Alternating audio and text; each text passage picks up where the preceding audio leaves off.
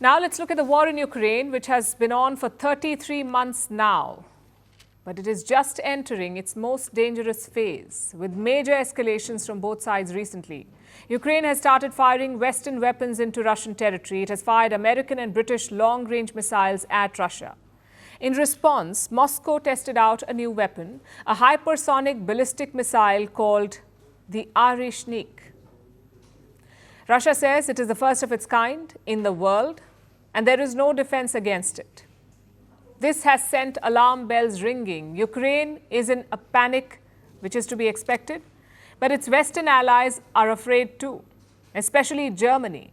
So much so that Germany has begun drawing up a list of bunkers. It seems Germany believes Russia. It really thinks that there is no defense against the Oreshnik. So if they can't defend themselves, they should at least be able to hide. Germany already has close to 600 bunkers. These are remnants of the Second World War and the Cold War. They currently have the capacity to shelter about 500,000 people. That's far from enough. Germany's total population is close to 84 million. So if they really want to rely on bunkers, they'll have to build a lot more. In the past, Germany had about 2,000 bunkers. So now it wants to reach and probably surpass that level. And they want to do it quick.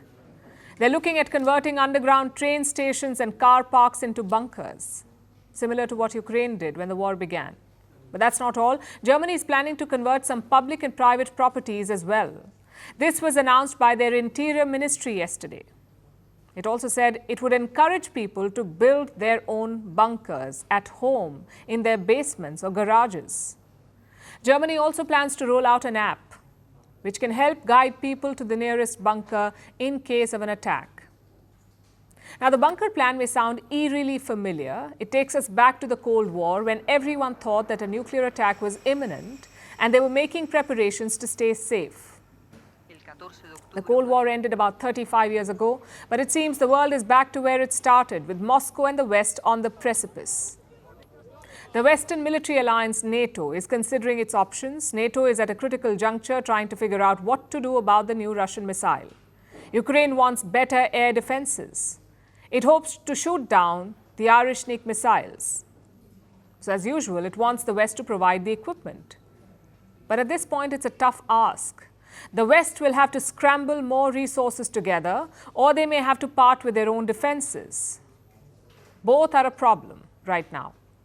Giving up their own defenses is risky because Russia has just demonstrated the power of its new missile. It's a medium-range missile. It can reach targets about 5,500 kilometers away. 5,500 kilometers, that covers all of Europe and parts of the US. So giving up their own defenses could leave the West vulnerable. The other option is to increase military production and send new equipment to Ukraine.